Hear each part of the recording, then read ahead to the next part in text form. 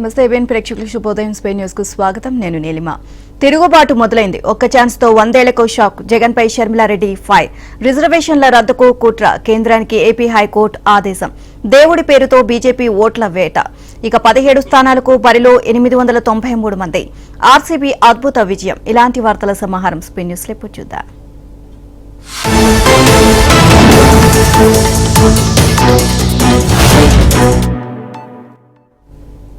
అధికారం ఉంది కదా అని ఇష్టానుసారంగా పరిపాలన చేస్తే ప్రజలు తిరగబడతారు అని టీడీపీ అధినేత చంద్రబాబు స్పష్టం చేశారు. రాయలసీమలోని అన్ని నియోజకవర్గాల్లోనూ జగన్ రెడ్డి ప్రభుత్వంపై తిరుగుబాటు మొదలైంది అన్నారు.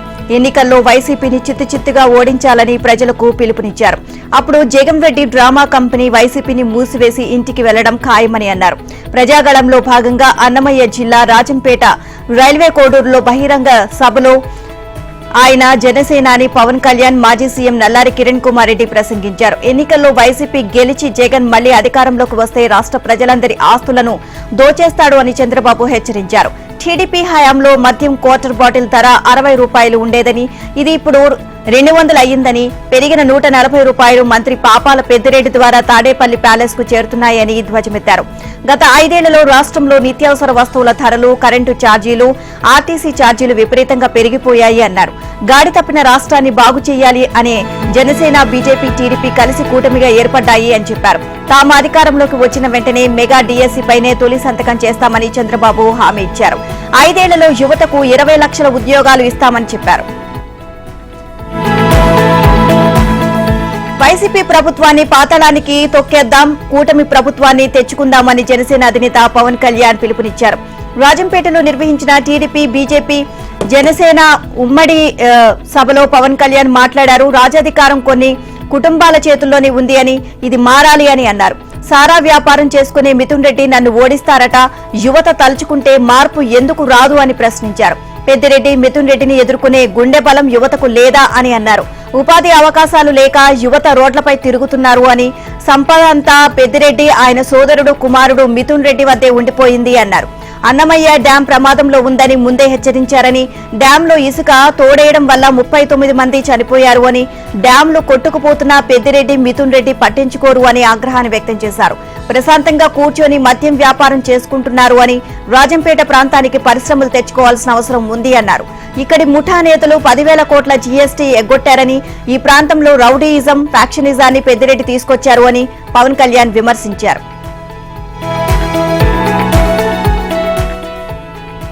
శ్రీ సత్యసాయి జిల్లా హిందూపురం నియోజకవర్గంలో ఎమ్మెల్యే బాలకృష్ణ ఎన్నికల ప్రచారం కొనసాగుతుంది. హిందూపురం రూరల్ మండలంలోని బాలంపల్లి, చలివెందుల, మీనా, గుంటపల్లి, రాజపల్లి గ్రామాల్లో ఎన్నికల ప్రచారం నిర్వహించిన బాలకృష్ణ హిందూపురం ఎప్పుడు నందమూరిపురమే అంటూ కార్యకర్తల ఉత్సాహాన్ని నింపారు. ఈ సందర్భంగా సీఎం జగన్ పై బాలయ్య నిప్పులు చెరిగారు. అందర్నీ అక్కా చెల్లెమ్మలు అంటూ చెప్పుకు తిరిగే జగన్ తన సొంత చెల్లెల్లా ఉసురు పోసుకుంటున్నారు అని విమర్శించారు. ఇక సమాజ స్థాపనకు ప్రజలు నడుం బిగించాల్సిన సమయం ఆసన్నమైందని బాలకృష్ణ తెలియజేశారు. వైసీపీ నాయకులు చెప్పే కల్లబొల్లి మాటలకు మోసపోయి ఓటు వేయొద్దు అన్నారు. వైసీపీ ఆగడాలను గమనించి ఓటు వేయాలి అన్నారు. ప్రజాస్వామ్యంలో ఓటు అనే ఆయుధం చాలా ముఖ్యమని, సమర్థవంతమైన పాలన అందించే నాయకులకు ఓటు వేయాలి అని పిలుపునిచ్చారు. మీ అమూల్యమైన ఓట్లను సైకిల్ గుర్తుకే వేసి గెలిపించాలని బాలకృష్ణ కోరారు. ఇక రాష్ట్రంలో ప్రధాని మోదీ సభలతో పాటు ఎన్నికల్లో 3 పార్టీల మధ్య సమన్వయం, అధికారుల బదిలీ, అధికార పార్టీ అరాచకాలపై బీజేపీ, టీడీపీ నేతల మధ్య సుదీర్ఘ చర్చలు జరిగాయి. వచ్చే నెల 3, 4 తేదీల్లో ప్రధాని నరేంద్ర మోదీ రాష్ట్రంలోని పర్యటించారు. ఇక దీంతో తెలుగుదేశం అధినేత చంద్రబాబుతో కేంద్ర మంత్రి పీయూష్ గోయల్, బీజేపీ జాతీయ ప్రధాన కార్యదర్శి అరుణ్ సింగ్, మధుకర్లు భేటీ అయ్యారు. చంద్రబాబు వీరిని సాదరంగా ఆహ్వానించడమే కాకుండా సుమారు గంటన్నర పాటు సుదీర్ఘంగా చర్చించారు. కేంద్ర మంత్రి పీయూష్ గోయల్ టీడీపీ అధినేత చంద్రబాబుకు వ్యక్తిగతంగా మిత్రుడు కూడా కావడంతో చర్చలు ఫలప్రదమయ్యాయని ఇరుపక్షాల నేతలు చెబుతున్నారు. ఇక రాష్ట్రంలో టీడీపీ, బీజేపీ, జనసేన పొత్తులో భాగంగా కలిసి పోటీ చేస్తుండటంతో కొంత సమన్వయ లోపం స్పష్టంగా కనిపిస్తోంది అని, అందువల్ల వెంటనే సరిచేయాలని నేతలు నిర్ణయించారు. ఆయా నియోజకవర్గాల్లోని కూటమి నేతలను పిలిపించి మాట్లాడే బాధ్యతను సీనియర్ నేతలకు అప్పగించాలి అని నిర్ణయించారు. ఇక రాష్ట్రంలో అధికార పార్టీ అరాచకాలు గుంటూరు, ఒంగోలు, నెల్లూరు, చిత్తూరు వంటి జిల్లాలో ప్రతిపక్షాల కార్యకర్తలు, నేతలపై జరుగుతున్న దాడులను కూడా చంద్రబాబు బీజేపీ నేతల దృష్టికి తీసుకువచ్చినట్లు తెలిసిందే. ఇప్పటికే కొంతమంది అధికారులను బదిలీ చేసినప్పటికీ మరికొంతమంది అధికారులపై కూడా వేటు వేయాల్సిన అవసరం ఉంది అని కూడా బీజేపీ నేతలకు చంద్రబాబు వివరించినట్లు తెలుస్తోంది.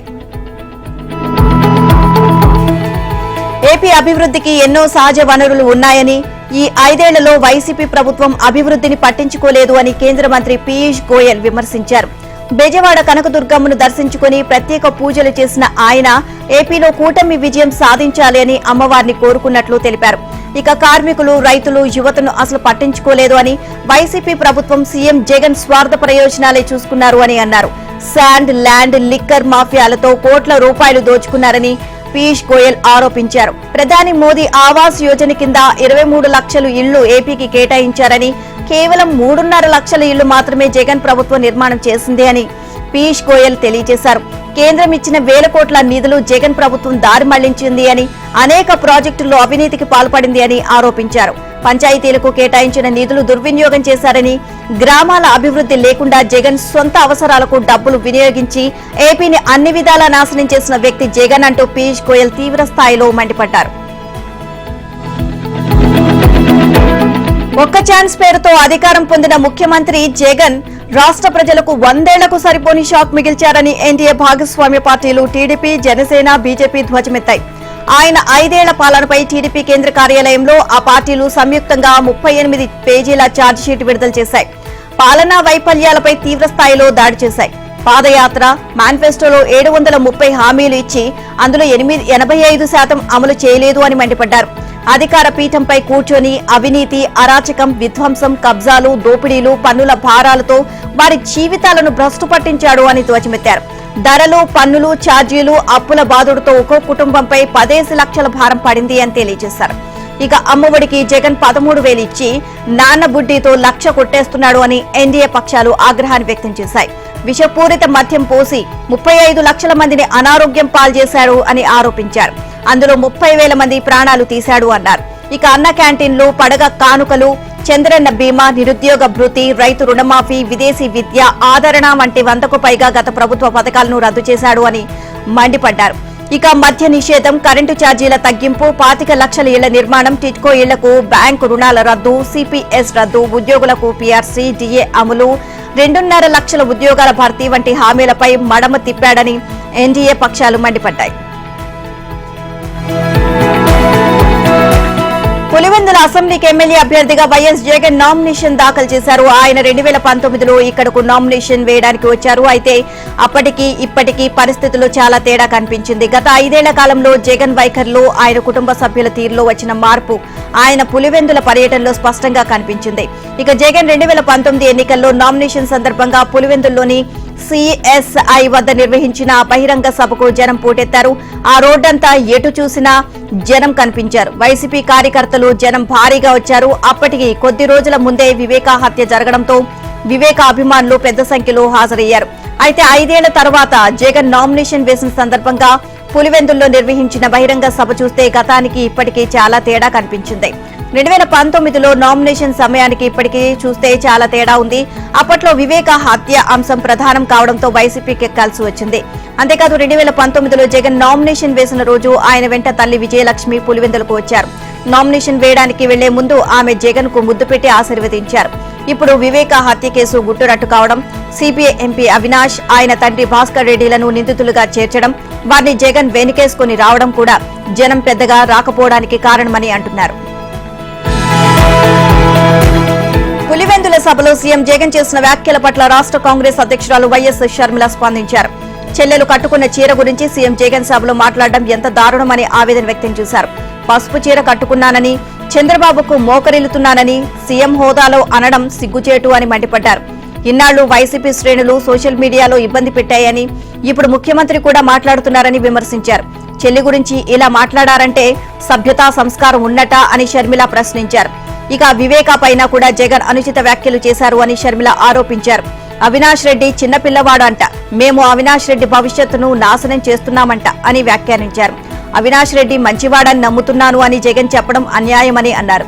సిబిఐతో సహా సాక్ష్యాధారాలన్నీ అవినాష్ నిందితుడు అని చెబుతున్నాయని, నిందితుడికే మళ్లీ కడప టికెట్ ఇవ్వడం దారుణమని షర్మిల వ్యాఖ్యానించారు. వివేకానంద రెడ్డి హత్య కేసులో నిందితుడు అవినాష్ రెడ్డి నిర్దోషి అని మీరు అంటున్నారు. ఇక ఏ వ్యవస్థపై మీకు నమ్మకం ఉంది సార్ అని సీఎం జగన్ ను ఆయన చెల్లెలు వివేక కుమార్తె డాక్టర్ సునీత సూటిగా ప్రశ్నించారు. పులివెందుల సభలో అవినాష్ రెడ్డిని జగన్ చిన్నపిల్లాడు అని సంబోధించడంపై సునీత స్పందించారు. చిన్నపిల్లలకు పదవులు ఇవ్వరని, పిల్లలైతే స్కూలుకు వెళ్లాలి అని అన్నారు. ఎంపీ అంటే బాధ్యత, పిల్లలకు టికెట్ ఇవ్వరని మండిపడ్డారు. వివేకానంద రెడ్డి హత్య కేసులో సిబిఐ నిందితులుగా తేల్చిన వారిని ప్రోత్సహించడంతో పాటు మూడోసారి ఎంపీగా పోటీ చేస్తున్నారని సునీత మండిపడ్డారు. దయచేసి ఇలా చేయకండి అని కోరారు. పులివెందుల్లోని తన స్వగృహంలో విలేకరులతో మాట్లాడిన సునీత, మీకోసం వివేకానంద రెడ్డి ఎన్నో త్యాగాలు చేశారని చెప్పారు. కానీ మీరేం చేశారు? ఆయన గురించి మంచిగా ఒక్క మాట కూడా మాట్లాడరు. ఆయన హత్యపై మీ ఛానల్లో లైవ్ డిబేట్ ఏర్పాటు చేయండి. నేను సిద్ధం, మీరు సిద్ధమా అని సీఎం జగన్ కు సునీత సవాల్ విసిరారు. వైఎస్ వివేకానంద రెడ్డి సతీమణి సౌభాగ్యమ్మ సీఎం జగన్ కు బహిరంగ లేఖ రాశారు. ఈ లేఖలో సంచలన విషయాలు పేర్కొన్నారు. తండ్రిని కోల్పోయిన సునీత ఎంత మనోవేదనకు గురయ్యారో ఈ లేఖలో పేర్కొన్నారు. అంతేకాదు కుటుంబ సభ్యులే ఈ హత్యకు కారణం అవడం తమను చాలా బాధించింది అని సౌభాగ్యమ్మ ఆవేదన వ్యక్తం చేశారు. 2009లో నువ్వు మీ తండ్రిని కోల్పోయినప్పుడు మనోవేదన అనుభవించావో, 2019లో నీ చెల్లి సునీత కూడా అంతే మనోవేదన అనుభవించింది అన్నారు. అప్పటి నుంచి ఇప్పటి వరకు జరిగిన పరిణామాలు మమ్మల్ని ఎక్కువగా బాధపెట్టిన అంశం మన కుటుంబంలోని వారి హత్యకు కారణం కావడం అని సౌభాగ్యమ్మ లేఖలో రాశారు. ఇక హత్యకు కారణమైన వాళ్లకు నువ్వు రక్షణగా ఉండడం, నిన్ను సీఎంగా చూడాలని ఎంతో తప్పించిన చిన్నానను ఈ విధంగా నీ పత్రిక, టీవీ ఛానల్, సోషల్ మీడియా, నీ పార్టీ వర్గాలు తీవ్ర రూపంలో మాట్లాడడం, చెప్పలేనంత విధంగా హననం చేయించడం ఇది నీకు తగునా అని ప్రశ్నించారు. న్యాయం కోసం పోరాటం చేస్తున్న నీ చెల్లెళ్లను హేళన చేస్తూ, నిందలు మోపుతూ, దాడులకు తెగబడే స్థాయికి కొంతమంది దిగజారుతుంటే నీకు మాత్రం పట్టడం లేదా అని ప్రశ్నించారు సౌభాగ్యమ్మ. తెలుగు రాష్ట్రాల్లో నామినేషన్ల పర్వం ముగిసింది. నిన్నటితో నామినేషన్లకు గడువు ముగియడంతో చివరి రోజు అభ్యర్థులు భారీగా నామినేషన్లు దాఖలు చేశారు. నేటి నుంచి నామినేషన్ల పరిశీలన కార్యక్రమం జరగనుంది. అలాగే ఈ నెల 29తో నామినేషన్ల విత్డ్రా కార్యక్రమం ముగియనుంది. మే 13న పోలింగ్, జూన్ 4న కౌంటింగ్ జరగనుంది. ఏపీలో 175 నియోజకవర్గాల్లో అసెంబ్లీ స్థానాలకు 3,300కు పైగా నామినేషన్లు దాఖలు చేయగా, లోక్సభ స్థానాలకు 600 మంది అభ్యర్థులు నామినేషన్లు దాఖలు చేశారు. ఇదిలా ఉంటే తెలంగాణలో 17 లోక్సభ స్థానాలకు 600 మందికి పైగా అభ్యర్థులు నామినేషన్లు దాఖలు చేశారు. మరోవైపు అభ్యర్థులు ప్రచారంలో దూసుకుపోతున్నారు. పార్టీల మేనిఫెస్టోలో ఉన్న పథకాలను వివరిస్తూ ఓటర్లను ఆకట్టుకునే ప్రయత్నాలు చేస్తున్నారు. ఇక తమ పార్టీకే ఓటు వేయాలి అంటూ ఎవరి స్టైల్లో వారు ప్రచారం నిర్వహిస్తున్నారు.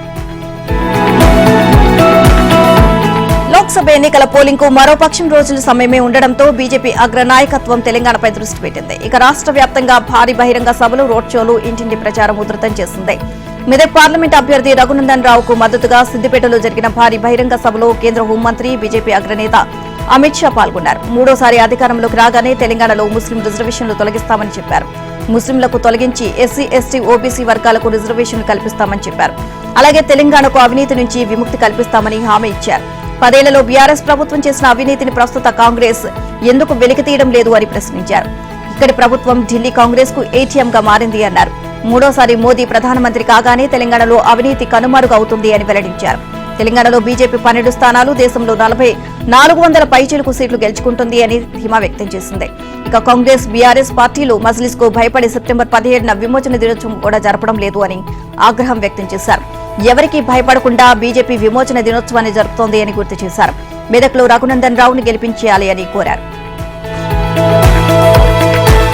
భారత రాజ్యాంగంపై ఆఖరి యుద్ధం ప్రకటించిన బీజేపీ ఎస్సీ, ఎస్టీ, ఓబీసీ రిజర్వేషన్ల రద్దుకు కుట్ర చేస్తోంది అని సీఎం రేవంత్ రెడ్డి ఆరోపించారు. అందుకే ఆ పార్టీ 400 సీట్లు కావాలంటోంది అని పార్లమెంటు ఉభయ సభల్లో ప్రతిపక్షాలను ఆదరించి బెదిరించి ఓటు బలంతో రిజర్వేషన్ల రద్దుకు కంకణం కట్టుకుంది అని మండిపడ్డారు. రిజర్వేషన్లు ఉండాలా వద్దా అనే అంశంపై రెఫరెండమే ప్రస్తుత ఎన్నికలు అని ఆయన తెలియజేశారు. బీజేపీ వేసే ప్రతి ఓటు రిజర్వేషన్లు తీయడానికి ఉపయోగపడుతుంది అన్నారు. రిజర్వేషన్లు ఉండాలి అనే వాళ్ల కాంగ్రెస్ పార్టీకి ఓటు వేయాలి అని కోరారు. ఇక గాంధీభవన్లో టీపీసీసీ ఏర్పాటు చేసిన కార్యక్రమంలో ముఖ్య అతిథిగా పాల్గొన్న రేవంత్ నయవంచన, 10 ఏళ్ల మోసం, 100 ఏళ్ల విధ్వంసం పేరిట బీజేపీపై రూపొందించిన ఛార్జ్షీట్ ను విడుదల చేశారు. బీజేపీ కుట్రల గురించి ప్రజలకు వివరించాల్సిన బాధ్యత తమపై ఉంది అన్నారు. ఎన్నికలకు ముందు మోదీ ఇచ్చిన పలు హామీల అమలు ఎలా విఫలమైంది రేవంత్ గణాంకాలతో సహా వివరించారు. ప్రధాని మోదీ దేశాన్ని 168 లక్షల కోట్ల అప్పుల ఊబిలో ముంచారు అని విమర్శించారు. గతంలో 14 మంది ప్రధానులు 54 లక్షల కోట్ల అప్పులు చేస్తే మోదీ ప్రభుత్వం కేవలం 10 ఏళ్లలో 113 లక్షల కోట్ల అప్పులు చేసింది అని ఆరోపించారు. కేంద్రంలో బీజేపీ 10 ఏళ్ల పాలనంతా డొల్లా అని, తెలంగాణకు తీవ్ర అన్యాయం చేశారని, వారి హయాంలో దేశం పరువు పోయింది అని, సబ్కా సాత్ సబ్కా వికాస్ అన్నారని, మరి అభివృద్ధి ఏది అని బీఆర్ఎస్ అధినేత కేసీఆర్ ప్రశ్నించారు. రాష్ట్రానికి ఏమీ చేయని ఆ పార్టీకి ఓట్లాడిగే అర్హత లేదు అన్నారు. కేంద్ర మంత్రి ఉండి కూడా రూపాయి తేలేకపోయారు అని ఆరోపించారు. బీజేపీ అంటే అక్షంతలు, పులిహోర, తీర్థాలు, కాషాయ జెండాలు అని విమర్శించారు. యాదాద్రి ఆలయాన్ని తాము అద్భుతంగా అభివృద్ధి చేశామని, ఎన్నడైనా దాని ఓట్ల కోసం వాడుకున్నామా అని వ్యాఖ్యానించారు. తన బిడ్డను జైల్లో పెట్టినా బీజేపీకి భయపడలేదు అని, దేవుడు తనను తెలంగాణ కోసమే పుట్టించాడని, ప్రాణం ఉన్నంత వరకు రాష్ట్ర అభివృద్ధి, ప్రజల హక్కుల కోసం ఉద్యమిస్తాము అని స్పష్టం చేశారు. భువనగిరి బీఆర్ఎస్ ఎంపీ అభ్యర్థి క్యామ మల్లేష్ కు మద్దతుగా ప్రచారం చేసిన కేసీఆర్ భువనగిరిలోని రోడ్ షోలో మాట్లాడారు. బీజేపీ దేవుడి పేరుతో ఓట్లు దండుకుంటోంది అని, కాంగ్రెస్ దేవుడి మీద ఒట్టు వేసి కాలం గడుపుతోంది అని విమర్శించారు. సీఎం యాదాద్రి మీద ఒట్టేసి చెబుతున్నారు కానీ చేయడం లేదు అన్నారు. అందరి తరపున కొట్లాడే ఏకైక వ్యక్తి కేసీఆర్ అని, పెద్ద మనిషిలా అన్నింటిపై యుద్ధం చేస్తాను అని చెప్పారు. సీఎం రేవంత్ రెడ్డికి మాజీ మంత్రి హరీష్ రావు సవాల్ విసిరారు. కాంగ్రెస్ ప్రభుత్వం ఆగస్టు 15లోగా రుణమాఫీ చేస్తే తాను రాజీనామాకు సిద్ధమని, మాఫీ చేయకపోతే ముఖ్యమంత్రి రేవంత్ రెడ్డి రాజీనామాకు సిద్ధమేనా అంటూ మాజీ మంత్రి ఎమ్మెల్యే హరీష్ రావు సవాల్ విసిరారు. ఇవాళ ఉదయం తాను రాజీనామా లేఖతో గన్ పార్క్ వద్దకు వస్తా, ఇద్దరం కలిసి రాజీనామా లేఖలను మేధావులకు అందజేద్దాము అని, కాంగ్రెస్ ఇచ్చిన గ్యారంటీలు రుణమాఫీ అమలు చేస్తే తన రాజీనామా లేఖను ఆ మేధావులు స్పీకర్కు ఇస్తారు అని, చెయ్యని పక్షంలో రేవంత్ రెడ్డి రాజీనామా లేఖను గవర్నర్ కు అందజేస్తారు అని చెప్పారు. ఈ ఒప్పందానికి సిద్ధమేనా అని ప్రశ్నించారు. మెదక్లో నిర్వహించిన రోడ్ షోలో హరీష్ మాట్లాడారు. కేసీఆర్ వల్లే కొత్త జిల్లాలు ఏర్పాటు అయ్యాయని, రేవంత్ రెడ్డి సర్కారు వాటిని రద్దు చేసే కుట్ర పన్నుతోంది అన్నారు. ముఖ్యమంత్రి హోదాలో ఉన్న వ్యక్తి పేగులు మెళ్ళో వేసుకుంటాను అని మాట్లాడడం తగునా అని ప్రశ్నించారు. బీజేపీ మతాన్ని అడ్డుపెట్టుకుని రాజకీయం చేస్తున్నది విమర్శించారు. ఇక మెదక్ జిల్లా గులాబీ పార్టీ అడ్డా అని, లోక్సభ ఎన్నికల్లో బీఆర్ఎస్ జెండా మరోసారి ఎగరడం ఖాయమని స్పష్టం చేశారు. అబద్దాలతో గద్దెనెక్కిన కాంగ్రెస్ కు ఎన్నికల్లో తగిన గుణపాఠం చెప్పాలని పిలుపునిచ్చారు.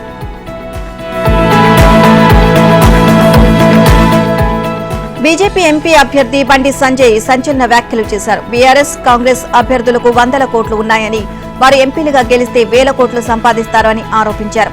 ప్రభుత్వ వ్యతిరేక విధానాలపై తాను పోరాడానని, 100 కేసులు ఎదుర్కొన్నాను అని అన్నారు. కరీంనగర్ లోక్సభ స్థానానికి బండి సంజయ్ ఇవాళ నామినేషన్ వేశారు.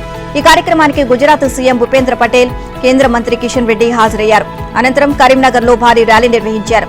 కరీంనగర్ బీఆర్ఎస్ ఎంపీ అభ్యర్థి వినోద్ కుమార్ ఏనాడు రైతుల కోసం ఒక్క లేఖ కూడా రాయలేదు అని బండి అన్నారు. కరీంనగర్ కాంగ్రెస్ అభ్యర్థి ఎవరికి తెలియదని బండి సంజయ్ ఆరోపించారు. ఈ దేశంలో నరేంద్ర మోదీ మరోసారి ప్రధానమంత్రి అవడం ఖాయమని బండి సంజయ్ అన్నారు. దేశంలో సార్వత్రిక ఎన్నికలు జరుగుతున్న తరుణంలో తెలంగాణలో మళ్లీ ఫ్లెక్సీ వార్ మొదలైంది. బీజేపీని టార్గెట్ చేస్తూ గాంధీభవన్ ఎదుట నయవంచన పేరుతో ఫ్లెక్సీలు దర్శనమిచ్చాయి. 10 ఏళ్ల మోసం, 100 ఏళ్ల విధ్వంసం అంటూ కేంద్రంలోని బీజేపీ ప్రభుత్వ వైఫల్యాలను ఎండగట్టారు. ఇచ్చిన హామీలను విరుద్ధంగా మోదీ ప్రభుత్వం సాగింది అని అందులో ఎత్తి చూపారు. 2014 ఎన్నికల సమయంలో సంవత్సరానికి 2 కోట్ల చొప్పున ఉద్యోగాలు ఇస్తామని మోదీ హామీ ఇచ్చారు అని, మరి మీ 10 ఏళ్ల పాలనలో 20 కోట్ల ఉద్యోగాలు ఇచ్చారా అని ఫ్లెక్సీలో ప్రశ్నించారు. తెలంగాణకు ఒక యూనివర్సిటీ కూడా ఇవ్వని బీజేపీ ప్రభుత్వం కృష్ణా జిల్లాలో ఆంధ్రాకే ఎక్కువ వాటా ఇచ్చారని పేర్కొన్నారు. ఇక గత 10 ఏళ్లలో పాలమూరు, రంగారెడ్డి ప్రాజెక్టుకు జాతీయ హోదా ఇవ్వలేదు అన్న అంశాన్ని కూడా హైలైట్ చేశారు. గతంలో తాము అధికారంలోకి వస్తే నిత్యావసరాలతో పాటు పెట్రోల్, డీజిల్, గ్యాస్ ధరల్ని తగ్గిస్తామని మోదీ హామీ ఇచ్చారని, కానీ అందుకు భిన్నంగా వాటి ధరలు ఆకాశాన్ని అంటుతున్నాయి అని రాసుకొచ్చారు. ధరలు పెంచేసి పేదలపై ఆర్థిక భారం మోపారు అని ఆరోపించారు. అందరికీ ఇళ్లు నిర్మించి ఇస్తామని చెప్పి ఆ హామీని తుంగలో తొక్కేశారు అంటూ ఫ్లెక్సీలో విమర్శించారు. విదేశాల్లో నల్లధనాన్ని వెనక్కి తీసుకొచ్చి ఒక్కొక్కరి ఖాతాలో 15 లక్షలు వేస్తామని మోదీ హామీని గుర్తు చేస్తూ 15 లక్షలు ఎక్కడా అని నిలదీశారు. శ్రీకాకుళం జిల్లా రాజాంలో వైసీపీ నాయకులు అత్యుత్సాహాన్ని ప్రదర్శించారు. రాజాం వైసీపీ అభ్యర్థి రాజేష్ నామినేషన్ సందర్భంగా నిర్వహించిన ర్యాలీ వల్ల భారీ ట్రాఫిక్ జామ్ ఏర్పడింది. దీంతో ప్రాణాపాయ స్థితిలో ఉన్న రోగులను తరలిస్తున్న 2 అంబులెన్స్లు సుమారు 40 నిమిషాల పాటు ఆ ట్రాఫిక్ లో చిక్కుకున్నాయి. బొబ్బిలి వైపు నుంచి శ్రీకాకుళం వైపు పేషెంట్ తో వెళ్తున్న ఓ అంబులెన్స్, అలానే రాజాం నుంచి వెళ్తున్న ఇంకో అంబులెన్స్ ఆ జనంలో చిక్కుకుపోయాయి.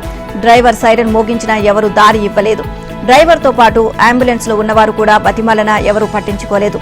కనీసం వైసీపీ నేతలైన కలగజేసుకుని అంబులెన్స్లకు దారి ఇచ్చే ప్రయత్నమైనా చేయలేదు. దీంతో వాహనదారులతో పాటు అటుగా వెళ్లే ప్రజలు కూడా ఓ పక్క ఎండ మరోపక్క వైసీపీ నాయకుల తీరుతో తీవ్ర ఇబ్బందులు పడ్డారు. కనీసం అంబులెన్స్లకైనా దారి ఇవ్వకపోవడంపై సర్వత్రా విమర్శలు వెల్లువెత్తుతున్నాయి.